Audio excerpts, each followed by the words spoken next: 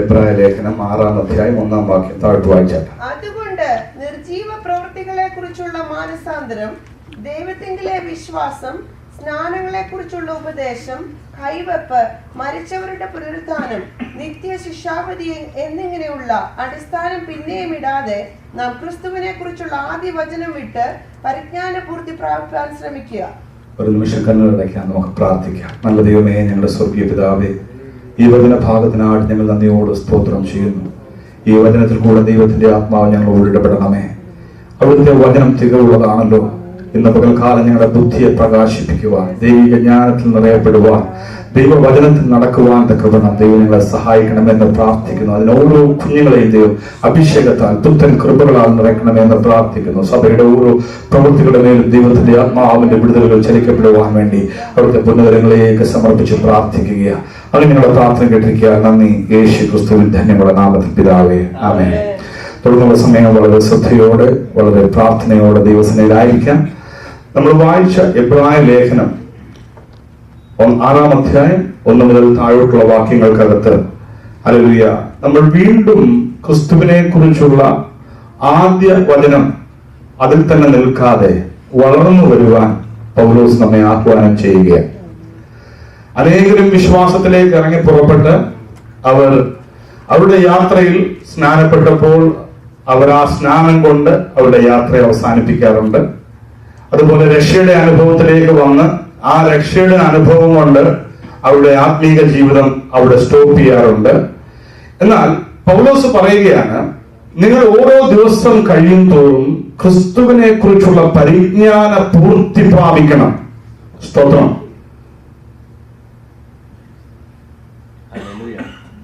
ആമേൻ. മനസ്സിലാവുന്നുണ്ടോ? ക്രിസ്തുവിനെ കുറിച്ചുള്ള പരിജ്ഞാന പൂർത്തി. സഭ ക്രിസ്തുവിന്റെ ഹൃദയത്തെ അറിയുന്നതായിരിക്കണം. സഭ എന്ന് പറയുമ്പോൾ നിങ്ങൾ ഓർക്കരുത് ഇവിടെ പാസ്റ്റർമാരുടേതാണെന്ന്, അല്ലെങ്കിൽ പാസ്റ്റർ ഷാജിയുടെ ആണെന്ന് ഓർക്കരുത്. സഭ ക്രിസ്തുവിൻ്റെതാണ്. അടുത്തിരിക്കുന്ന വ്യക്തിയുടെ കരം കൊടുത്ത് പറ, സഭ ക്രിസ്തുവിൻ്റെതാണ്. സഭയെ കുറിച്ചൊരു വെളിപ്പാട് ലഭിച്ചില്ലെങ്കിൽ ക്രിസ്തുവിനെ നിങ്ങൾ അറിഞ്ഞിട്ടില്ല. ക്രിസ്തുവിനെ കുറിച്ചൊരു വെളിപ്പാട് ലഭിച്ചിട്ടില്ലെങ്കിൽ സഭ എന്താണെന്ന് നിങ്ങൾക്ക് അറിയത്തില്ല. സ്തോത്രം.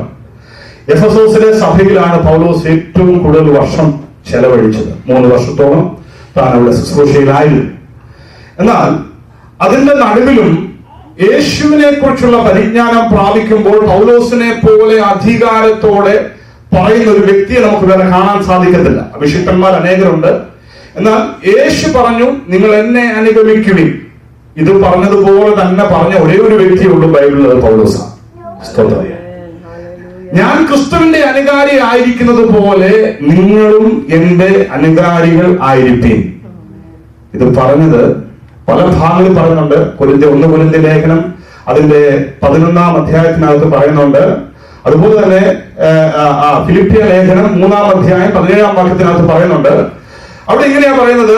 1 കൊരിന്ത്യർ ലേഖനം 11-ാം അധ്യായം 1-ാം വാക്യം വായിച്ചാട്ടെ. നിങ്ങൾ എന്റെ പക്കൽ ആസാരം ബുദ്ധിഹീനത പുറത്തു കൊണ്ടാൽ കൊള്ളായിരുന്നു, അതേ നിങ്ങൾ എന്നെ പുറത്തു കൊള്ളുന്നു. 1 കൊരിന്ത്യർ 11-1. 1 കൊരിന്ത്യർ 11-1.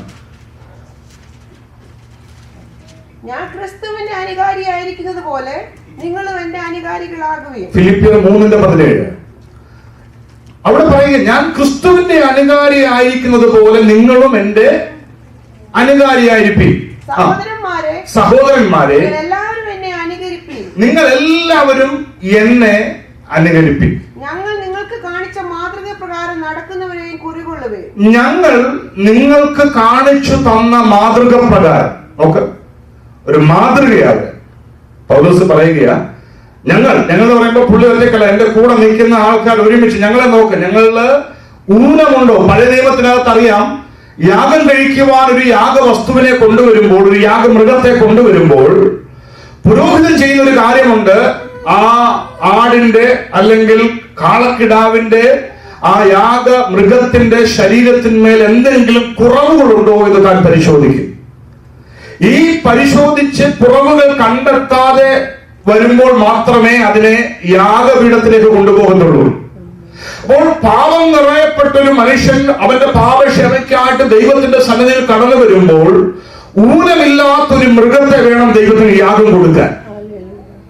പുതിയ നിയമസഭയോട് ദൈവത്തിന്റെ പരിശുദ്ധാത്മാവ് ഇങ്ങനെയാ പറയുന്നത്, ആകയാൽ നിങ്ങൾ മനസ്സ് പുതുക്കി രൂപാന്തരപ്പെടുവിൻ. അപ്പം നമ്മൾ മനസ്സ് പുതുക്കി രൂപാന്തരപ്പെട്ട് ഊനമില്ലാത്തവരായി നമ്മളെ തന്നെ ജീവനും വിശുദ്ധിയുമുള്ള യാഗമായി സമർപ്പിക്കണം. ശ്രദ്ധിച്ചാൽ നമ്മുടെ അകത്തെ മനുഷ്യൻ ഏത് മനുഷ്യനാണെന്ന് പകൽക്കാലം ഒരു പൂർണ്ണ ബോധ്യത്തോടെ വേണമിരിക്കാൻ. ക്രിസ്തുവാണോ അതോ പഴയ മനുഷ്യൻ തന്നെയാണോ? പഴയ മനുഷ്യൻ ഒരിക്കലും ദൈവത്തോട് ബന്ധമില്ല. ഹല്ലേലൂയ. അപ്പോൾ ഇവിടെ യേശു പറഞ്ഞതുപോലെ തന്നെ എടുത്ത് എംഫസൈസ് ചെയ്ത് പറയപ്പെട്ട ഒരു വ്യക്തി പൗലോസാ. ഞാൻ ക്രിസ്തുവിന്റെ അനുകാരി ആയിരിക്കുന്നത് പോലെ നിങ്ങളും എന്റെ അനുകാരികളായിരിക്കും. പൗലോസ് സഭകൾ അനേകം സ്ഥാപിച്ചിട്ടുണ്ട്. യേശു കർത്താവ് സഭയൊന്നും സ്ഥാപിച്ചില്ല. അപ്പോസ്തല പ്രവർത്തിക്കാത്ത നമുക്കറിയാം, പരിശുദ്ധാത്മാവിനാൽ നിറയപ്പെട്ട ഒരു കൂട്ടം ശിഷ്യഗണങ്ങൾ കൂടിയിരിക്കുമ്പോൾ ശിഷ്യത്വത്തിലേക്ക് ജനത്തെ നയിച്ചു കൊണ്ടുവന്ന് അവരെ ഫലമേൽപ്പിച്ചിരിക്കുന്ന ഒരു ദൗത്യമായിരുന്നു ദൈവത്തിന്റെ സഭ. സ്തോത്രം. സഭയ്ക്ക് വേണ്ടി താൻ ജീവൻ കൊടുത്തത്, മുഴുവൻ ലോകത്തെയും വിലയ്ക്ക് വാങ്ങുവാൻ വേണ്ടി. നിങ്ങൾക്കറിയണമെങ്കിൽ ഒരു വാക്യം കൂടെ ചേർത്ത് വായിക്കാം. തീത്തോസിന്റെ ലേഖനം 3-ാം അധ്യായം. തീത്തോസിന്റെ ലേഖനം 3-ാം അധ്യായം 5-ാം വാക്യം വായിച്ചാൽ, അവൻ നമ്മെ നാം ചെയ്ത നീതി പ്രവൃത്തികളാലല്ല തന്റെ കരുണപ്രകാരം അത്രേ രക്ഷിച്ചത്. നാം അവന്റെ കൃപയാൽ നീതീകരിക്കപ്പെട്ടിട്ട്. നാം എങ്ങനെയാ നീതീകരിക്കപ്പെട്ടത്? അവന്റെ കൃപയാൽ നാം നീതീകരിക്കപ്പെട്ടു. പ്രത്യാശപ്രകാരം നിത്യജീവന്റെ അവകാശങ്ങളായി തീരേണ്ടതിന് പുനർജന സ്നാനം കൊണ്ടും നമ്മുടെ രക്ഷിതാവായ യേശുക്രിസ്തു മൂലം നമ്മുടെ മേൽ ധാരാളമായി പകർന്ന പരിശുദ്ധാത്മാവിന്റെ നവീകരണം കൊണ്ട് തന്നെ. ശ്രദ്ധിക്കണം, ഇവിടെ ചില കാര്യങ്ങൾ വളരെ വ്യക്തമായി നമ്മൾ മനസ്സിലാക്കേണ്ടതായിട്ടുണ്ട്. ഒരുവൻ പുനർജന സ്നാനത്താൽ യേശുവിന്റെ അടുക്കിലേക്ക് വന്നു. അത് കഴിഞ്ഞപ്പോൾ പരിശുദ്ധാത്മാവിനാൽ അവനെ ദൈവം നിറച്ചു. മനസ്സിലാകുന്നുണ്ടോ? ഇതാണ് നമ്മെ ന്യായവിധിയിൽ നിന്ന് മാറ്റി നിർത്തുന്നത്. യോഹന്നാന്റെ സുവിശേഷം നമ്മൾ വായിക്കുമ്പോൾ ഇങ്ങനെ കാണാം, അവൻ ലോകത്തിൽ വന്നത് ലോകത്തെ ന്യായം വിധിക്കുവാനല്ല, ജനത്തെ രക്ഷിക്കുവാൻ വേണ്ടിയാണ്. പക്ഷേ തന്റെ ഏകജാതനായ പുത്രനിൽ വിശ്വസിക്കാത്തവൻ ന്യായം വിധിക്കപ്പെടും. എത്ര പേർ സ്തോത്രം ചെയ്യുന്നു? അപ്പോൾ യേശു ലോകത്തിലേക്ക് വന്നത്, ആ വാക്യം കൂടെ വായിച്ചാൽ നിങ്ങൾക്ക് മനസ്സിലാവും. 3-ാം അധ്യായം 17-ാം വാക്യം, യോഹന്നാന്റെ സുവിശേഷം 3-ാം അധ്യായം 17-ാമത്തെ വാക്യം വായിച്ചാൽ, ദൈവം തന്റെ പുത്രനെ ലോകത്തിൽ അയച്ചത് ലോകത്തെ വിധിപ്പാനല്ല, ലോകം അവനാൽ രക്ഷിക്കപ്പെടുവാനത്രേ. ആമേൻ. ഒരു ആമേൻ പറയാൻ പറ്റുമോ? അവൻ ലോകത്തെ വിധിക്കുവാൻ വേണ്ടിയല്ല വന്നത്, പാപത്തിൽ കിടക്കുന്ന ജനത്തെ രക്ഷിക്കുവാനാവുന്നത്. നമ്മൾ ഏത് തെറ്റ് ചെയ്താലും ആ തെറ്റ് ചെയ്യുന്നവർക്ക് ശിക്ഷയുണ്ട്. ഈ ലോകത്തിന്റെ നീതിന്യായ കോടതി അവർക്ക് ശിക്ഷ വിധിക്കും. ശിക്ഷ വിധിക്കുന്ന ജഡ്ജി പെർഫെക്റ്റ് ആണോ എന്ന് ചോദിച്ചാൽ അല്ല. ന്യായം വാദിക്കുന്ന വക്കീൽ പെർഫെക്റ്റ് ആണോ എന്ന് ചോദിച്ചാൽ അല്ല. പക്ഷേ ഒരു നിയമം എഴുതി ഉണ്ടാക്കപ്പെട്ടിരിക്കുന്നത് കൊണ്ട് ആ നിയമത്തിന് എല്ലാവരും വിധേയപ്പെടുകയാണ്. അവിടെ തെറ്റു ചെയ്യുന്നവൻ ശിക്ഷ അനുഭവിക്കും. എന്നാൽ വചനം പറയുകയാണ്, അവൻ വന്നത് പാപികളായിരിക്കുമ്പോൾ തന്നെ നമ്മെ സ്നേഹിച്ചത് കൊണ്ടാണ്. നമ്മൾ നീതിമാനായതുകൊണ്ടല്ല അവൻ നമുക്ക് ജീവൻ വെച്ച് തന്നത്. അവൻ നമ്മൾ പാപികളായിരിക്കുമ്പോൾ തന്നെ അവൻ നമ്മെ സ്നേഹിച്ചു. ഈ സ്നേഹം എത്ര വലുതാണ്! ആമേൻ. ആ കാൽവറിയിലേക്ക് നോക്കിയാൽ നമുക്ക് കാണാം, 2 കള്ളന്മാർ അപ്പുറവും ഇപ്പുറവും തൂക്കപ്പെട്ടവരായി കിടക്കുമ്പോൾ അവൻ ഒരു തെറ്റും ചെയ്യാതെ പിതാവിന്റെ മുഖത്തേക്ക് നോക്കിയിരിക്കുകയാണ്. അടുത്ത് കിടക്കുന്ന കള്ളന്മാരുടെ സംസാരം നമുക്കറിയാം. അതിലൊരു കള്ളൻ ഇങ്ങനെ പറഞ്ഞു, നീ ദൈവമെങ്കിൽ, നീ ദൈവപുത്രനെങ്കിൽ നീ നിന്നെ തന്നെ രക്ഷിക്കേ, അതിനുശേഷം ഞങ്ങളെ കൂടെ രക്ഷിക്കേ. അവൻ മശിഹയാണെന്ന് അവൻ അറിഞ്ഞിട്ടുണ്ട്, കേട്ടിട്ടുണ്ട്, പക്ഷെ അവന് വിശ്വാസമില്ല. എന്നാൽ അടുത്ത് കിടക്കുന്ന കള്ളൻ, വേറെ കള്ളൻ പറയുകയാണ്, കർത്താവേ, നീ മശിഹയായി രാജ്യത്വം പ്രാപിച്ച് മടങ്ങി വരുമ്പോൾ എന്നെയും ഓർത്തുകൊള്ളണേ. യേശു പറഞ്ഞു, നീ ഇന്ന് എന്റെ കൂടെ പരദീസയിലിരിക്കും. നോക്ക്, ഈ ലോകത്തിന്റെ നിയമം അവനെ ശിക്ഷിച്ച് ആ കാൽവരിയുടെ ക്രൂശിൽ യേശുവിന്റെ കൂടെ തന്നെ ക്രൂശിക്കപ്പെട്ടിരിക്കുകയാണ്, അവന് ശിക്ഷ കൊടുത്തിരിക്കുകയാണ്. പക്ഷേ അവൻ കൊലപാതകിയായിരിക്കുമ്പോൾ, അവൻ മറ്റുള്ള ലോകത്തെ ഹീനകൃത്യങ്ങൾ ചെയ്തിരിക്കുമ്പോൾ, ലോകത്തിന്റെ പാപത്തെ ചുമക്കുന്ന ദൈവത്തിന്റെ കുഞ്ഞാണ് അവന്റെ പാപത്തെ ആ കാൽവരി ക്രൂശിലേക്ക് ഏറ്റെടുക്കുകയാണ്. മനസ്സിലാവുന്നുണ്ടോ നിങ്ങൾക്ക്? അപ്പോൾ ഇവിടെ ആ കാൽവരി ക്രൂശിൽ യേശു കർത്താവ് തന്റെ ജീവനെ വെച്ച് കൊടുക്കുമ്പോൾ അതിൽ അവൻ കള്ളനാണ്, അവൻ വ്യഭിചാരിയാണ്, അവൻ ലോകത്തിന്റെ മോഹങ്ങൾക്ക് നടന്നവനാണ്, കൊലപാതകനാണ് എന്നൊന്നും യേശു അന്നേരം ചിന്തിക്കുകയല്ല. അവൻ മരിക്കുന്നത് അവനും കൂടിയാ. പക്ഷെ ഒരു കാര്യം, ഇതെല്ലാം ചെയ്തിട്ട് യേശുവിന്റെ അടുക്കൽ വരാമെന്നല്ല അതിന്റെ അർത്ഥം. അവൻ യേശുവിനെ അറിയാത്ത കാലത്ത് ചെയ്ത ആ പാപത്തിന് പരിഹാരമായി യേശു അവന് വേണ്ടിയും കൂടെ ആ ജീവനെ വെച്ചത്. എത്ര ദൈവത്തിന് സ്തോത്രം ചെയ്യുന്നുണ്ട്. അപ്പോൾ നമ്മൾ ഇവിടെ വന്ന് സാധാരണപ്പെട്ട മനുഷ്യരെ പോലെ ഇരുന്ന് തിരിച്ചു പോകാനല്ല ദൈവം ആഗ്രഹിച്ചത്. മുമ്പേ നമ്മൾ സങ്കീർത്തനം വായിച്ചപ്പോൾ കേട്ടു, അവർ ഒരുമനപ്പെട്ടു, അവർ ഐക്യതയുള്ളവരായി, അവർ ഒരു മനസ്സുള്ളവരായി, അവർ ഏക മനസ്സോടെ ദൈവത്തെ സ്തുതിച്ചു. അവർ ദിനം പ്രതി കൂടി വന്നു. ദിനം പ്രതി നമ്മൾ ആഴ്ചയിൽ ഒരിക്കലെങ്കിലും വന്നു കഴിഞ്ഞാൽ നല്ലത്. നമ്മൾ ഓരോരുത്തരെ വിളിച്ച് ചോദിക്കുമ്പോൾ എവിടെയായിരുന്നു എന്ന് ചോദിക്കുമ്പോൾ അതെങ്കിലും നല്ലതെന്ന് വിചാരിക്കും. ഓരോരുത്തരുടെ ആത്മീക ജീവിതത്തിന്റെ ഗ്രാഫ് എടുത്ത് നോക്കിയാൽ നമുക്കത് മനസ്സിലാവും. എത്രമാത്രം ദൈവമായിട്ടൊരു മനുഷ്യന് ബന്ധമുണ്ടോ അവൻ അത്രമാത്രം ദൈവത്തോട് സമയം ചെലവഴിക്കും. നമ്മൾ പറയുന്ന വർഷിപ്പ് എന്ന് പറഞ്ഞ പ്രൈസ് ആൻഡ് വർഷിപ്പ് എന്ന് പറഞ്ഞ് ഇവിടെ കൊട്ടുകയും പാടുകയും ചെയ്യുന്നൊന്നും അല്ല വർഷിപ്പ്. ആ മലയിലും അല്ല ഈ മലയിലും അല്ല സത്യനമസ്കാരികൾ ആരാധിക്കുന്നത്. അവർ ദൈവത്തെ ആത്മാവിലും സത്യത്തിലും ആരാധിക്കും. എത്ര ദൈവത്തിന് സ്തോത്രം ചെയ്യുന്നു. അപ്പോൾ ആത്മാവിൽ ദൈവത്തെ ആരാധിച്ചില്ലെങ്കിൽ, ആത്മാവിൽ അവന് കൊടുക്കേണ്ട മഹത്വം കൊടുത്തില്ലെങ്കിൽ നമുക്കൊരിക്കലും യേശുവിനോട് ചേർന്ന് വന്ന് അവനെ സ്തുതിക്കാൻ സാധിക്കത്തില്ല, അവനെ ആരാധിക്കാൻ സാധിക്കത്തില്ല. ആരാധന എന്താണെന്ന് വ്യക്തമായി മനസ്സിലാക്കണം. അവനോട് ചേർന്നിരിക്കുമ്പോൾ, അവനോട് ചേർന്ന് നടക്കുമ്പോൾ നമ്മുടെ ഹൃദയത്തിനകത്തുനിന്ന് നമ്മൾ പോലും അറിയാതെ കടന്നു വരുന്ന ആരാധനയാണ് ദൈവത്തിന് മഹത്വം കൊടുക്കുന്നത്. ഹല്ലേലൂയ. എത്ര ദൈവത്തിന് സ്തോത്രം ചെയ്യുന്നു. ഹല്ലേലൂയ. വളരെ വേഗം ഞാൻ കടന്നു പോവുകയാണ്. പുറപ്പാട് പുസ്തകം 25-ാം അധ്യായം 8-ാം വാക്യം ആരെങ്കിലും ഒരാൾ ശബ്ദം ഉയർത്തി വായിച്ചാൽ. ഞാൻ അവരുടെ നടുവിൽ വസിപ്പാൻ അവർ എനിക്ക് ഒരു വിശുദ്ധ മന്ദിരം ഉണ്ടാക്കണം. തിരുനിവാസവും അതിന്റെ ഉപകരണങ്ങളും ഞാൻ കാണിക്കുന്ന മാതൃക പ്രകാരം ഒക്കെയും തന്നെ ഉണ്ടാക്കണം. മതി. ദൈവം വസിക്കുവാൻ ദൈവം ആ സ്ഥലം തിരഞ്ഞെടുക്കുന്നത്. മനസ്സിലാവുന്നുണ്ടോ? നമുക്ക് ഇഷ്ടമുള്ള ഒരു സ്ഥലം ഉണ്ടാക്കി കർത്താവിനെ അവിടെ കൊണ്ടുവരാന്ന് വെച്ചാൽ നടക്കത്തില്ല. അവൻ പറയുക, ഞാൻ പറയുന്ന മാതൃക പ്രകാരം നിങ്ങൾ എനിക്കൊരു ആലയം പണിയണം. ഈ ആലയത്തിലേക്ക് എല്ലാവർക്കും കയറി വരാൻ പറ്റത്തില്ലായിരുന്നു. പുരോഹിതന് മാത്രം ആണ്ടിലൊരിക്കൽ കയറി വരാൻ. ഹല്ലേലൂയ. ഈ ആലയം പണിയുമ്പോൾ ഇതിന് 3 സ്ഥലങ്ങളുണ്ട്. ഒന്ന് പ്രാകാരം, ഒന്ന് വിശുദ്ധ സ്ഥലം, അത് അടുത്തത് അതിവിശുദ്ധ സ്ഥലം. നമുക്കറിയാം. എന്നാൽ ഈ അതിവിശുദ്ധ സ്ഥലത്ത് സംഭവിക്കുന്ന ഒരു കാര്യമുണ്ട്. അവിടെ എപ്പോഴും അഗ്നി ഇറങ്ങി വരും. ദൈവത്തിന്റെ തേജസ് അവിടെ ഇറങ്ങി വരും. ഇതാർക്കും അനുകരിക്കാൻ പറ്റുന്ന ഒരു കാര്യമല്ല. ലോകത്ത് ഒരുപാട് ജാതിയുണ്ട്, അവർക്ക് ഒരുപാട് ദൈവങ്ങളുണ്ട്. എന്നാൽ അവന്റെ ദൈവം ഇറങ്ങി വരുന്നത് പോലെ അല്ല ഇസ്രായേലിന്റെ ദൈവം ഇറങ്ങി വരുന്നത്. ഹല്ലേലൂയ. അവൻ ആ ആലയത്തിനകത്തേക്ക് വന്നപ്പോൾ അതിന്റെ മനോഹാരിത എന്ന് പറയുന്നത് അവന്റെ സാന്നിധ്യമായിരുന്നു. തിരശ്ശീലകൾക്ക് മറഞ്ഞു കിടക്കുന്ന ദൈവത്തിന്റെ പെട്ടകം. ഹല്ലേലൂയ. ഇതിനകത്ത് ഇറങ്ങി വരുന്ന ദൈവത്തിന്റെ തേജസ്സാണ് ആലയത്തിന്റെ മഹത്വത്തെ ഉയർത്തിയത്. ശലോമോൻ ആലയം ഉണ്ടാക്കിയപ്പോൾ അവിടെ നിന്ന് ശുശ്രൂഷകന്മാരെല്ലാം നിലത്ത് വീണു. എന്താ കാരണം? അവിടെ ദൈവത്തിന്റെ തേജസ് ഇറങ്ങി വരികയാണ്. അപ്പോൾ ആരാധിക്കുവാൻ കടന്നു വരുമ്പോൾ, ദൈവത്തെ സ്തുതിക്കുമ്പോൾ, നമ്മൾ ദൈവസന്നിധിയിൽ ആയിരിക്കുമ്പോൾ അവിടെ ദൈവത്തിന്റെ മഹത്വം ഇറങ്ങി വരണം.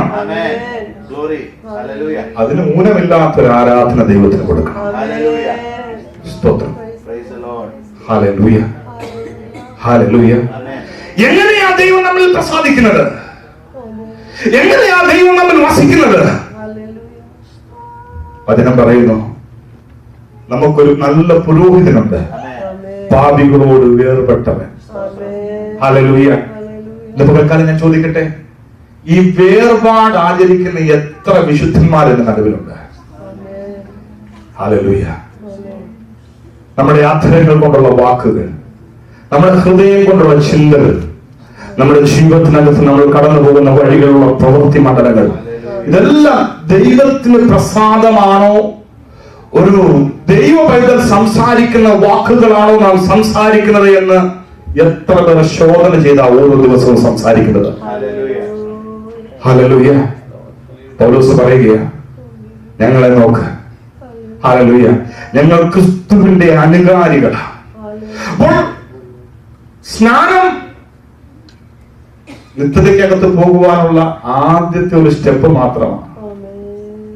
അഭിഷേകം അത് സ്നാനപ്പെട്ട് കഴിഞ്ഞപ്പോൾ ദൈവസന്നിധിയിൽ നമ്മളെ നടത്തുവാനുള്ള ദൈവത്തിന്റെ ആത്മാവ് ദൈവം നമുക്ക് നൽകി തന്ന ദാനമാണ്. സ്തോത്രം. അടുത്തിരിക്കുന്ന വ്യക്തിയുടെ കരം കൊടുത്തു പറ, പരിശുദ്ധാത്മാവിലല്ല നിങ്ങൾ നടക്കുന്നതെങ്കിൽ നിങ്ങൾ ആത്മാവിൽ നടക്കുവാൻ ഇന്ന് പകൽക്കാലം ദൈവസന്നിധിയിൽ സമർപ്പിക്കാൻ. അടുത്തിരിക്കുന്ന വ്യക്തിയുടെ കരം കൊടുത്തെന്ന് പറഞ്ഞാൽ ആരാണെങ്കിലും, മക്കളാണെങ്കിലും, അപ്പനാണെങ്കിലും, അമ്മയാണെങ്കിലും, ഹല്ലേലൂയ, നമുക്ക് ദൈവത്തോട് ചേർന്ന് നടക്കുവാൻ ഇന്ന് പകൽക്കാലം ഒരു തീരുമാനമെടുക്കാം. സ്തോത്രം. ഹല്ലേലൂയ. അപ്പോൾ ആ തേജസ് സമാഗമന കൂടാരത്തിനകത്തേക്ക് ഇറങ്ങി വരും. ഞാൻ ചോദിക്കട്ടെ, ഈ ദേശത്ത് നമ്മളെ ഒരു സഭയായി ദൈവം നിർത്തിയിരിക്കുമ്പോൾ ആരെങ്കിലും ഒരാൾ പുതുതായിട്ട് കടന്നു വന്നാൽ ഇവിടെ ദൈവത്തിന്റെ സാന്നിധ്യമുണ്ടെന്ന് പറയുവാൻ നമ്മൾ എത്രമാത്രം തയ്യാറാണ്? സ്തോത്രം. നമുക്കൊരിക്കലും സാന്നിധ്യം ഉണ്ടാക്കാൻ പറ്റത്തില്ല. ഹൃദയം മുറുങ്ങിയവർക്ക് യഹോവ സമീപസ്ഥെന്ന് പറയുമ്പോൾ രാവിലെ വന്ന് കർത്താവേ ഞാനിതാ സമർപ്പിക്കുന്നു, എന്റെ ഹൃദയം തകർന്ന് ഞാൻ തകർത്തുകൊണ്ട് ഞാൻ നിന്റെ തിരുസന്നിധിയിലേക്ക് കടന്നു വരുന്നു എന്ന് പറയുമ്പോൾ കല്ലായിരിക്കുന്ന ഹൃദയത്തെ മാറ്റി മാംസമായ ഒരു ഹൃദയം നൽകി തന്ന് ദൈവം നമ്മിൽ പ്രസാദിക്കും. വിശ്വാസം കൂടാതെ ദൈവത്തെ പ്രസാദിപ്പിക്കാൻ പറ്റത്തില്ല. ദൈവത്തിന്റെ അടുക്കൽ വരുന്നവൻ ആദ്യം ദൈവമുണ്ട് എന്നും തന്നെ അന്വേഷിക്കുന്നവർക്ക് പ്രതിഫലം കൊടുക്കുന്നുവെന്നും വിശ്വസിക്കേണ്ടതല്ലയോ? അപ്പോൾ ദൈവത്തിന്റെ അടുക്കലേക്ക് വരുന്ന ഒരു വ്യക്തി ആ ദൈവത്തെ നല്ലതുപോലെ അറിയുവാനുള്ളൊരു മനസ്സോടുകൂടെ കടന്നു വരുവാൻ. ഞാൻ ചോദിക്കട്ടെ, ഓരോ ഞായറാഴ്ചയും നമ്മളിവിടെ കടന്നു വരുന്നുണ്ട്. ഈ ഞായറാഴ്ചകളിൽ നമ്മൾ കടന്നു വന്ന് ദൈവമേ നിന്റെ ശബ്ദം എനിക്കൊന്ന് കേൾക്കണമെന്നുള്ള ഒരു വ്യഗ്രതയോടെ എത്ര പേര് ഇവിടെ ഉണ്ട്? ഓരോ ഞായറാഴ്ച മടങ്ങിപ്പോകുമ്പോൾ എന്റെ ദൈവം എന്നോട് ഇടപെട്ടു എന്ന് പറയുന്ന എത്ര പേരുടെ പകൽക്കാരുടെ നടുവിലുണ്ട്? ഹല്ലേലൂയ. നാം പലപ്പോഴും വന്ന് ജീവൻ ശവങ്ങളായി അവന്റെ മുമ്പിൽ നിന്ന് മടങ്ങിപ്പോകും. ദൈവവചനം പറയുന്നു, അവന്റെ അടുക്കൽ വരുന്നവന് നിത്യജീവനുണ്ട്. അവൻ സമൃദ്ധിയായ ജീവൻ തരുന്നവനാണ്. ഈ ജീവൻ തരാൻ തയ്യാറായി ദൈവം നിൽക്കുമ്പോൾ നമ്മൾ മരിച്ചവരെ പോലെ ആയിരിക്കുന്നത്. ഹല്ലേലൂയ. ഞാൻ ചോദിക്കട്ടെ, ഓരോ ദിവസവും നമ്മളിന്ന് ശോധന ചെയ്യാമോ? കർത്താവേ, ഞാൻ ഇന്ന് വന്നിട്ട് ദൈവം എന്നോട് എന്താ ഇടപെട്ടത്? ഞാൻ ഇന്ന് വന്നിട്ട് ഞാൻ ഏത് ദൈവശബ്ദമാണ് കേട്ടത്? എന്റെ ജീവിതത്തിനകത്ത് ഏത് കാര്യമാണ് ഞാൻ ഇനി റെഡിയാക്കുവാനുള്ളത്? നിത്യതയിലേക്ക് അടുക്കുവാൻ വേണ്ടിയുള്ള എന്റെ വഴികൾക്കകത്ത് എന്തെല്ലാം കാര്യങ്ങൾ ഞാൻ ഇനി ചെയ്യുവാനുണ്ട്? ഇതൊരു ഭക്തന്റെ ചിന്തയാണ്. അനേകം നിത്യതയെ കുറിച്ച് ചിന്തിക്കുന്നില്ല. എല്ലാവരും അവരുടെ ഇഷ്ടപ്രകാരം ലോകത്തിന്റെ ആ സമയമില്ലാത്ത സമയത്തിനകത്ത് കിടന്ന ഓട്ടമാണ്. വചനം പറയുന്നു, ഹല്ലേലൂയ, അവൻ ജലസ്നാനത്താൽ അവന്റെ വചനത്താൽ നമ്മെ കഴുകി വെടിപ്പാക്കി അവന്റെ സന്നിധിയിൽ നിർത്തിയിരിക്കുകയാണ്. ഞാൻ ചോദിക്കട്ടെ, ഒരു ദിവസമെങ്കിലും നിത്യതയെ കുറിച്ച് ചിന്തിക്കാൻ നിങ്ങൾ കിടന്നുറങ്ങിയിട്ടുണ്ടോ? ഒരു ദിവസമെങ്കിലും കർത്താവിന്റെ രണ്ടാമത്തെ വരവിനെ കുറിച്ച് ചിന്തിക്കാൻ നിങ്ങൾ കിടന്നുറങ്ങിയിട്ടുണ്ടോ? ഒരു ദിവസമെങ്കിലും രാത്രി കിടക്കുന്നതിന് മുമ്പ് കർത്താവേ, ഇന്ന് വരെ ജീവിച്ചതുപോലെയല്ല, ഒരു പുത്തൻ അനുഭവത്തിലേക്ക് എന്നെ കയറ്റണമെന്ന് നിങ്ങൾ പ്രാർത്ഥിച്ചിട്ടുണ്ടോ? അങ്ങനെ വരുമ്പോഴാണ് ദൈവമഹത്വം എടുക്കുന്നത്. അവിടെയാ നമ്മൾ വിധേയപ്പെടുന്നത്, അവിടെയാണ് നമ്മൾ മാറ്റപ്പെടുന്നത്. അതിനെ നോക്ക്, തിരശ്ശീലകൾക്ക് മറവിലിരിക്കുകയാ ദൈവത്തിന്റെ പെട്ടകം. പുറത്തു നിൽക്കുന്ന ജനമെല്ലാം കാണുന്ന ഒരു കാഴ്ചയുണ്ട്. ദൈവത്തിന്റെ തേജസ് അതിലേക്ക് ഇറങ്ങി വരുന്നു. ആ ലക്ഷക്കണക്കിന് ആൾക്കാർ അവരുടെ കൂടാരം അടിച്ച് ഈ ദൈവത്തിന്റെ ആലയത്തിന് ചുറ്റും, സമാഗമന കൂടാരത്തിന് ചുറ്റും അവർ പാർക്കുമ്പോൾ ഓരോ ഗോത്രങ്ങളും അവിടെ നിന്ന് കാണുന്ന ഒരു കാഴ്ചയുണ്ട്. ദൈവത്തിന്റെ തേജസ് ഇറങ്ങി വരുന്നു. വചനം പറയുന്നു, അടുത്തുകൂടാത്ത തേജസ്സിൽ വസിക്കുന്നവർ. ഹല്ലേലൂയ. പക്ഷേ അവിടേക്ക് ഒരു പുരോഹിതൻ കടന്നില്ലുകയാണ്. അവൻ ആ ദൈവസ്ഥാനത്തിന് അടിയിലേക്ക് ചെല്ലുകയാണ്. ഹല്ലേലൂയ. നിങ്ങൾ ഓർത്ത് നോക്കിയിട്ടുണ്ടോ? വേറെ ആർക്കും ലഭിക്കാത്ത പദവിയായിരുന്നു ലേവി കുടുംബത്തിനുള്ളത്. സ്തോത്രം. ബാക്കിയുള്ളവരെല്ലാം ഹല്ലേലൂയ അവരുടെ ജീവിതത്തിൽ അവരുടെ കാര്യങ്ങൾക്കകത്ത് അധികാരത്തോടെ പല കാര്യങ്ങൾക്കകത്തും നിർത്തിയെടുക്കും. അവർക്കെല്ലാം ഓഹരി കൊടുത്തപ്പോൾ ദൈവം ലേവി കുടുംബത്തോട് പറഞ്ഞു, ഞാനാണ് നിങ്ങളുടെ ഓഹരി. സ്തോത്രം. ഹല്ലേലൂയ. ദൈവത്തിന്റെ പെട്ടകം ചുമക്കുവാൻ ഇറങ്ങി പുറപ്പെട്ടവന്റെ ഓഹരി കർത്താവ്. ഹല്ലേലൂയ. അവൻ ആരെയും അനാഥനായി വിടുന്നവനല്ല, അവൻ കൈവിടുന്നവനല്ല. അവന്റെ ജീവിതത്തെ കുറിച്ച് അവനൊരു പദ്ധതിയുണ്ട്. സ്തോത്രം. നമുക്കറിയാം, ദാവീദിന്റെ കാലത്ത് ശൗലിന്റെ കുടുംബത്തിലുള്ള എല്ലാവരെയും കൊന്നു മുടിക്കുകയാണ്. പക്ഷേ യോനാഥാനോടുള്ള ആ സ്നേഹ നിമിത്തം അതിനകത്തൊരു ചട്ടുകാരനുണ്ടായിരുന്നു. അവനെ വിളിച്ചിട്ട് ദാവീദ് പറയുന്നൊരു കാര്യമുണ്ട്, ഇവൻ എന്റെ കൂടെ പന്തിക്കിരിക്കും, എന്റെ മേശയിൽ നിന്ന് അവൻ ആഹാരം കഴിക്കും. നമുക്ക് ദൈവം ഒരു വാക്ക് പറഞ്ഞാൽ മാറുന്നവനല്ല. ദാവീദ് ദൈവത്തിന്റെ ഹൃദയപ്രകാരമുള്ള മനുഷ്യൻ എന്ന് പറയുമ്പോൾ അവൻ സ്നേഹിച്ച വ്യക്തി ആ കുടുംബത്തിനകത്ത് ശൗലിന്റെ സകലരെയും കൊന്നുകളഞ്ഞപ്പോൾ ആ ചട്ടുകാരനായി, ആരും വേണ്ടാത്തവനായി, ഉപേക്ഷിക്കപ്പെട്ടവനായി തകർന്നു കിടക്കുന്ന അവനെ വിളിച്ച് മേശമേൽ ഇരുത്തി അവൻ പറയുന്നു, രാജഭോജനം അവന് കൊടുക്കും. മൊർദെഖായി രട്ടുടുത്ത് വെണ്ണീറിലിരുന്ന് ദൈവജനത്തിന് വേണ്ടി ഉപവസിച്ച് പ്രാർത്ഥിച്ചപ്പോൾ അവന്റെ പ്രതിഫലം മാറ്റിക്കളയുവാൻ ആർക്കും സാധിച്ചില്ല. അവൻ പ്രാർത്ഥനയുടെ നടുവിൽ നിന്നത് എസ്തേറിനെ ദൈവത്തിന് വേണ്ടി ബലപ്പെടുത്തുകയാണ്, തന്റെ ജനത്തിന് വേണ്ടി ബലപ്പെടുത്തുകയാണ്. ഇതാരും കാണുന്നില്ല. പക്ഷെ രാജാവിന്റെ ഉറക്കം കെടുക്കുന്ന ഒരു ദിവസം കടന്നു വരും. അന്ന് രാജാവ് തന്റെ ദിനവൃത്താന്ത പുസ്തകം വായിക്കുമ്പോൾ അവൻ എനിക്ക് വേണ്ടി എന്തു ചെയ്തു എന്ന് മനസ്സിലാക്കും. അന്ന് പ്രതിഫലം മാറ്റുവാൻ ആർക്കും സാധിക്കത്തില്ല. അന്ന് നിന്റെ മേലുള്ള ദൈവിക തെരഞ്ഞെടുപ്പ് മാറ്റുവാൻ ആർക്കും സാധിക്കത്തില്ല. നിന്നെ ദൈവം തെരഞ്ഞെടുത്തെങ്കിൽ ദൈവത്തിന്റെ വഴിയിൽ നീ വിശ്വസ്തനായിരുന്നാൽ ദൈവം നിന്നെ ഉപയോഗിക്കുവാൻ ഇടയായിത്തീരും. ഹല്ലേലൂയ. മൊർദെഖായിയെ കൊല്ലുവാൻ ശത്രു കഴിവുമരം ഒരുക്കി കാത്തിരുന്നപ്പോൾ മൊർദെഖായി ഇതറിയുന്നില്ല. പക്ഷെ അവനൊന്നറിയാം, അവൻ ആരാധിക്കുന്ന ഒരു ദൈവമുണ്ട്, അവൻ സ്തുതിക്കുന്ന ഒരു ദൈവമുണ്ട്, അവൻ ഇസ്രായേലിന്റെ പരിശുദ്ധനാ. അവൻ വേറെ ആരുടെയും മുമ്പിൽ മുട്ടുമടക്കത്തില്ല, അവൻ ദൈവത്തിന്റെ മുമ്പിൽ മാത്രമാണ് മുട്ടുമടക്കുന്നത്. ഇത് കണ്ട് ഹാമാൻ അവനെ കൊല്ലുവാൻ പദ്ധതിയിട്ടു. ഹല്ലേലൂയ. അവൻ രാജാവിനോട് പ്രവർത്തിക്കുവാൻ കയറി വന്നപ്പോൾ രാജാവിന്റെ ഉറക്കം നഷ്ടപ്പെട്ട് കിടക്കുകയാണ്. അപ്പോഴാണ് മനസ്സിലാകുന്നത്, രാജാവ് ദിനവൃത്താന്ത പുസ്തകം എടുത്ത് വായിച്ചപ്പോൾ അവനെ അപായപ്പെടുത്തുവാൻ, രാജാവിനെ കൊല്ലുവാൻ വേണ്ടി ചിലർ പ്ലാനിട്ടു. ഹല്ലേലൂയ. പക്ഷെ ഇത് മൊർദെഖായി കണ്ട് ആ കൊട്ടാരത്തിൽ അറിവ് കൊടുത്തപ്പോൾ അവരെ പിടിക്കുവാനും രാജാവ് ആ മരണത്തിൽ നിന്ന് രക്ഷപ്പെടുവാനും ഇടയായി തീർന്നു. ഇതിനു മുമ്പ് രാജാവ് ഇത് കണ്ടില്ല, രാജാവ് അറിഞ്ഞില്ല. പക്ഷെ ഈ പുസ്തകം വായിച്ചപ്പോൾ രാജാവ് ഹല്ലേലൂയ അടുത്ത് നിൽക്കുന്ന ആൾക്കാരെ വിളിച്ചിട്ട് ചോദിച്ചു, ഹല്ലേലൂയ ഹാമാൻ നേരം കയറി വന്ന് നിൽക്കുകയാണ്. അതിനു മുമ്പ് ചോദിച്ചു, ഈ പുസ്തകത്തിൽ എഴുതിയിരിക്കുന്ന മൊർദെഖായിക്ക് എന്തെങ്കിലും പ്രതിഫലം കൊടുത്തോ? ഇല്ല, പ്രതിഫലം കൊടുത്തതായിട്ട് അവിടെ രേഖപ്പെടുത്തിയിട്ടില്ല.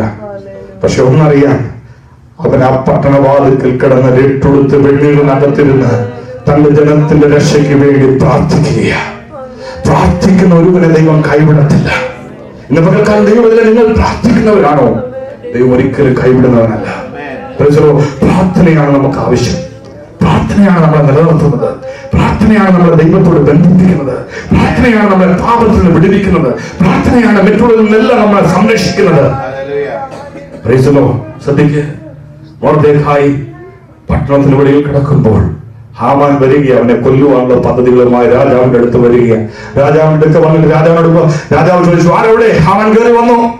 ഹാമാനോട് പറഞ്ഞു, രാജാവ് മാനിക്കാൻ ആഗ്രഹിക്കുന്നവനെ ഞാൻ എന്ത് ചെയ്യണം? ഒരു ചോദ്യമാണ്. ഹാമാൻ ചിന്തിച്ചു, എന്നെ അല്ലാതെ ആരാ രാജാവ് മാനിക്കുന്നത്? ഈ കൊട്ടാരത്തിൽ അല്ലെങ്കിൽ ഈ രാജാധികാരത്തിനകത്ത് ഞാനും രാജാവും കൂടെയുള്ള ബന്ധം പോലെ എന്നെ അനുഗ്രഹിക്കാനല്ലാതെ അല്ലെങ്കിൽ എന്നെ മാനിക്കാനല്ലാതെ രാജാവിന് പിന്നെ വേറെ ആരെയാ മാനിക്കാൻ? രാജാവിനോട് അവൻ പറഞ്ഞു, രാജാവ് മാനിക്കാൻ ആഗ്രഹിക്കുന്നവനെ രാജാവിന്റെ കുതിരപ്പുറത്ത് കയറ്റണം, രാജാവിന്റെ വസ്ത്രം ഇടിയിക്കണം. എന്നിട്ട് രാജാവിന്റെ തന്നെ ഏറ്റവും ശ്രേഷ്ഠനായ ഒരു മനുഷ്യൻ അവനെ പട്ടണത്തിൽ കൂടെ നടത്തിക്കൊണ്ടുപോയിട്ട് പറയണം, രാജാവ് മാനിക്കാൻ ആഗ്രഹിക്കുന്നവനെ ഇങ്ങനെ ചെയ്യും. ഉടനെ കൽപ്പന വന്നു, നീ പോയി പറഞ്ഞതെല്ലാം ആ മൊർദെഖായിക്ക് ചെയ്തു കൊടുക്ക്. അവൻ വെളിയിൽ രട്ടുടുത്ത് വെണ്ണീറിനകത്തിരിക്കുക, അവനെ പോയി രാജവസ്ത്രം ഇടിയിക്ക്, അവനെ എന്റെ കുതിരപ്പുറത്ത് കയറ്റി നീ തന്നെ പിടിച്ചോണ്ട് പോയി പറ, രാജാവ് മാനിക്കാൻ ആഗ്രഹിക്കുന്നത് ഇങ്ങനെ ചെയ്യുമെന്ന്. അവിടെ രാവിലെ പാടി, ശത്രുവിന്റെ മുമ്പിൽ മേശ ഒരുക്കുന്ന ഒരു ദൈവമുണ്ട്. ദൈവത്തെ ആരാധിച്ചാൽ, ദൈവത്തെ സ്തുതിച്ചാൽ, ദൈവത്തിന് കൊടുക്കുന്ന മഹത്വം കൊടുത്താൽ അവൻ നമ്മെ കൈവിടുന്നവനല്ല, അവൻ നമ്മെ ഉപേക്ഷിക്കുന്നവനല്ല. ഹല്ലേലൂയ. അവനെ ആ പട്ടണത്തിൽ കൂടെ നടത്തിക്കൊണ്ട് പോകുമ്പോൾ ഒരിക്കലും അവൻ ചിന്തിച്ചില്ല രാജാവിന്റെ കുതിരപ്പുറത്തിരിക്കാമെന്ന്. അതിനുവേണ്ടിയല്ല അവൻ പ്രാർത്ഥിച്ചത്. രാജാവിന്റെ വസ്ത്രം ഇടാമെന്ന് അവൻ ഒരിക്കലും ചിന്തിച്ചില്ല. അതിനുവേണ്ടിയല്ല അവൻ രക്ഷപ്പെടുത്തത്.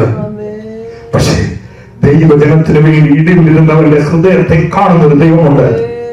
എത്ര ദൈവത്തിന് സ്തോത്രം പറയുന്നു, എത്ര ദൈവത്തിന് നന്ദി പറയുന്നു. ആരും നിന്റെ പ്രതിഫലത്തെ മാറ്റാൻ പറ്റത്തില്ല. ആർക്കും നിന്റെ അനുഭവങ്ങളെ മാറ്റിക്കളയുവാൻ പറ്റത്തില്ല. ഗോശാലകളിൽ കന്നുകാലികൾ കാണത്തില്ല, മുന്തിരിവെള്ളയുടെ അനുഭവം കാണത്തില്ല.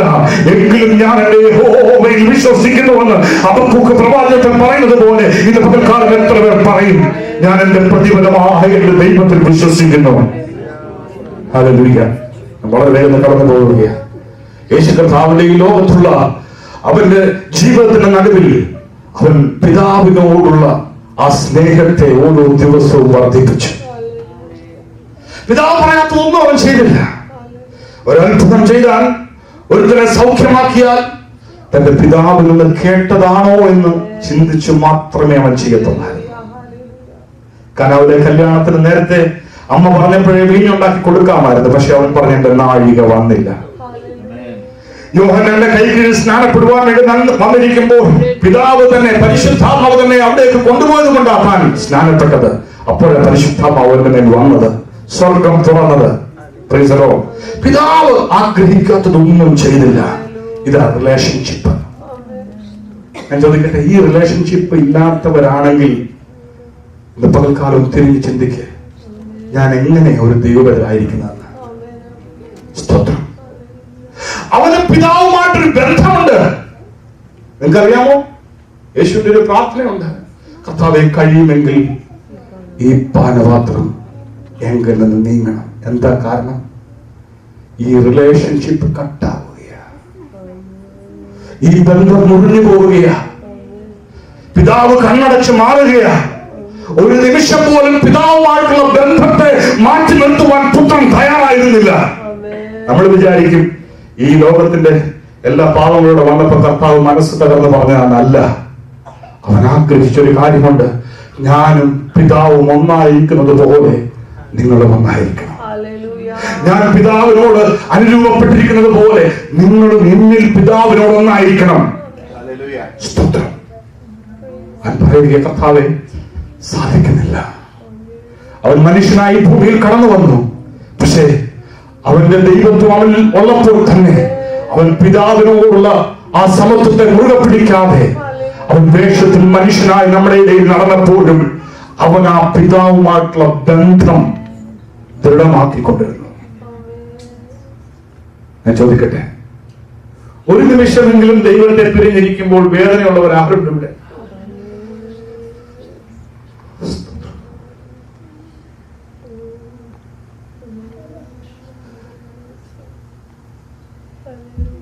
ചിന്തിക്കാം. ഒരു നിമിഷം അവനുമായിട്ടുള്ള ബന്ധമൊന്നും മാറിയ, കർത്താവേ നിന്നെ വിട്ട് ഞാൻ മാറുകയാണെന്ന് ചിന്തിക്കുന്ന എത്ര പേർ നടുവിലുണ്ട്.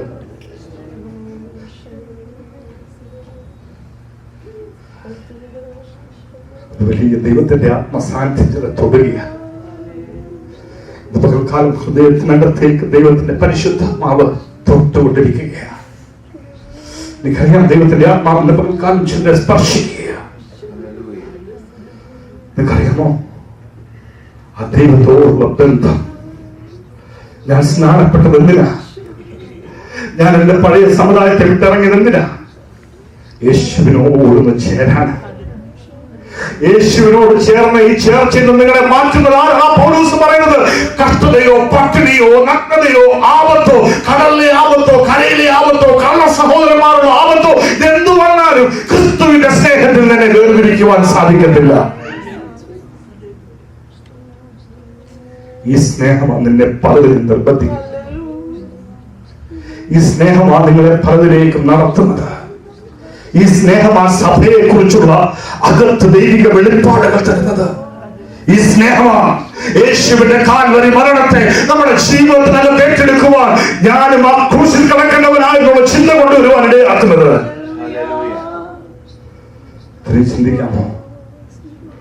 ചിന്തിക്കാമോ? ഇന്ന് പകൽക്കാലം സഭ ദൈവത്തിൻ്റെതാ. ഒരു നിമിഷം പിതാവ് പുത്രനിൽ നിന്ന് കണ്ണു മാറ്റി, ഒരു നിമിഷം ആ കാൽവരിയിൽ ഏലി ഏലി ലമ്മാ സബക്താനി, എന്റെ ദൈവമേ നീ എന്നെ കൈവിട്ടത് എന്തിനെന്ന് യേശു വിളിച്ചു പറയുമ്പോൾ പിതാവ് മാറി നിന്ന അവസ്ഥയുടെ നടുവിൽ ആ പുത്രനെ ഉയർപ്പിക്കുവാനുള്ള ആത്മശക്തി കല്ലറകളെ തകർക്കുവാൻ തക്കവണ്ണം അതിശക്തമായിരുന്നു. സ്തോത്രം ചെയ്യുന്നു. എത്ര പേര് നന്ദി കരയറ്റുന്നു. നമുക്കിതൊന്നും പലപ്പോഴും മനസ്സിലാകത്തില്ല. നമ്മൾ പലപ്പോഴും ഒന്നും ചിന്തിക്കാറില്ല. നാം വരും, കൈയടിക്കും, പാട്ടുപാടും, തിരിച്ചു പോകും, ഫെലോഷിപ്പ് കൂടും. പക്ഷെ അവന്റെ മഹത്വം എവിടെയാ ഉള്ളത്? അവൻ എവിടെയാ മഹത്വം കൊടുക്കുന്നത്? ഞാൻ നടക്കുന്നത് യേശുവിന്റെ കൂടെയാണ് ചിന്തയുള്ള എത്ര പേരുണ്ട്? പകൽക്കാലം തിരികെ ചിന്തിക്കാമോ? കർത്താവേ, നിന്നെ വിഷമിപ്പിച്ചിട്ട് എനിക്കൊന്നും ചെയ്യണ്ട, നിന്റെ ഹിതമല്ലാത്ത എനിക്കൊന്നും വേണ്ട എന്ന് പകൽക്കാലം എത്ര പേർ പറയും? ഒരു നിമിഷത്തെ കണ്ണുകൾ അടച്ചേ, ആ ഹൃദയങ്ങൾ ദിവസത്തിലേക്കൊന്ന് പകർന്നേ. അസമാഗമന കൂടാരത്തിനകത്തേക്ക് ഇറങ്ങി വന്ന ദൈവത്തിന്റെ തേജസ്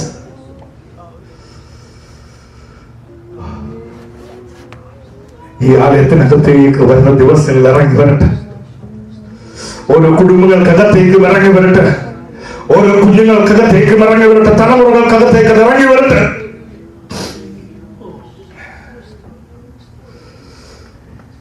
പരിശുദ്ധ ആവിന്റെ നിറവെത്ര പ്രാപിക്കാൻ ആഗ്രഹിക്കുന്നു. ഒരു നിമിഷവും എഴുന്നേറ്റ് നിൽക്കാമോ സഭ?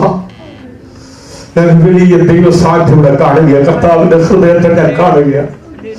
അവരുടെ ഹൃദയം, ചിലരുടെ ഹൃദയങ്ങളെ നോക്കിക്കൊണ്ടിരിക്കുക. ദൈവം പറഞ്ഞ വാതിൽക്കൽ വന്ന് മുട്ടുന്നു, എന്റെ ശബ്ദം കേട്ട് വാതിൽ തുറക്കുന്നവരോട് അവന്റെ കൂടെ ഞാൻ വരുന്ന അത്താഴം കഴിക്കാം. ഹല്ലേലൂയ. നമ്മൾ നോക്കുമ്പോൾ മനുഷ്യന്റെ കുറവുകളെ കാണാം. നമ്മൾ നോക്കുമ്പോൾ സഭ നടത്തുന്ന രീതികൾ തെറ്റായി കാണാം. നമ്മൾ നോക്കുമ്പോൾ സഭയുടെ ഹല്ലേലൂയ ആരാധനക്കകത്തെ വ്യത്യാസങ്ങൾ കാണാം. എന്നാൽ നമ്മൾ കാണാത്തൊന്നുണ്ട്. ഇതിന്റെ എല്ലാം നടുവിൽ നിൽക്കുന്ന യേശുവിനെ, യേശുവിന്റെ ഹൃദയത്തോട് അനുഭവപ്പെടാൻ എത്ര തയ്യാറാവും?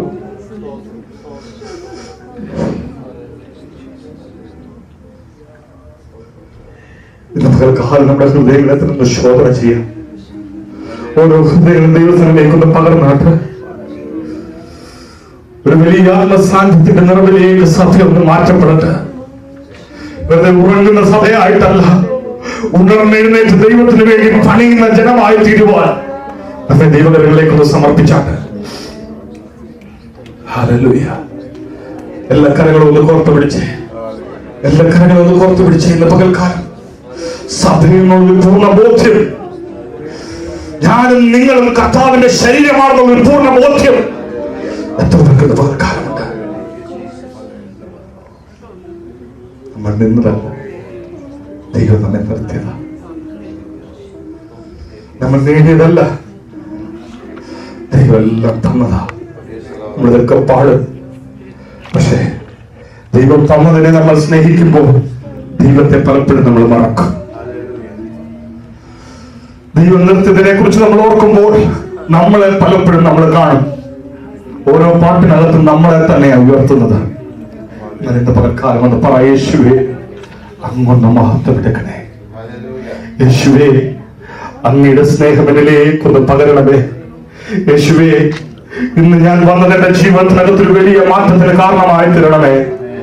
ഞാൻ എന്റെ ലാഭേച്ഛയ്ക്ക് വേണ്ടിയല്ല, ദൈവം എന്നെ എവിടെ ആക്കിയിരിക്കുന്നു അവിടെ വിശ്വസ്തമായി ഞാൻ ദൈവത്തിന് വേണ്ടി നിൽക്കുമെന്ന് പകൽക്കാലം എത്ര പേർ പറയും?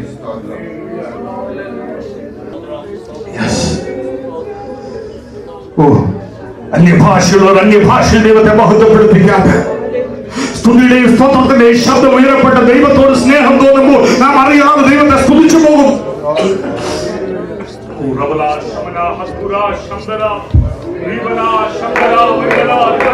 കർത്താവിന്റെ പകൽക്കാലം നിങ്ങളെ തൊട്ടുകൊണ്ടിരിക്കുകയാണ്.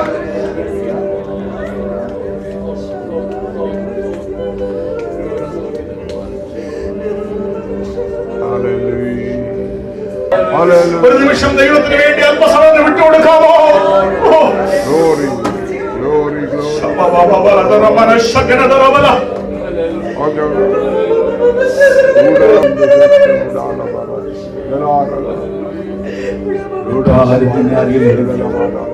ഇന്ന് പകൽക്കാലം നിന്റെ ഹൃദയത്തിൽ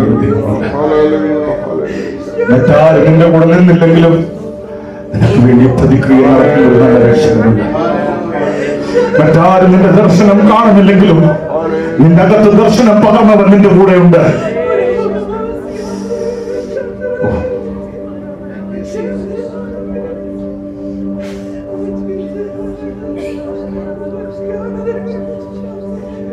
കർത്താവേ,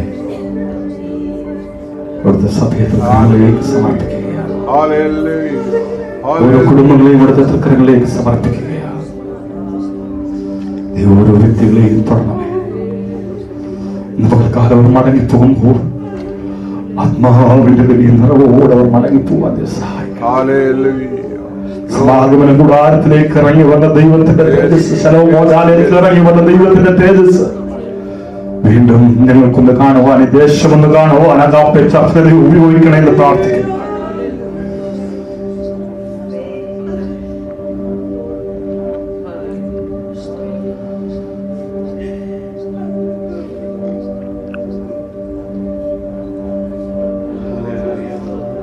വീണ്ടും കർത്താവിന്റെ സ്നേഹത്തെ ഒരിക്കൽ കൂടെ നമ്മെ തന്നെ വരങ്ങളിലേക്ക് സമർപ്പിക്കാം. കർത്താവെ, അങ്ങ് ആഗ്രഹിക്കുന്നത് പോലെ ക്രിസ്തുവിനെ കുറിച്ചുള്ള ഒരു പരിജ്ഞാനത്തിലേക്ക് സമർപ്പിക്കുന്നു പറയാം. നല്ല ദൈവമേ, ഞങ്ങളുടെ സ്വർഗീയ പിതാവേ, ഞങ്ങൾക്ക് നൽകിയിട്ടുള്ള നല്ല പ്രഭാതത്തിനായിട്ട് സ്തോത്രം.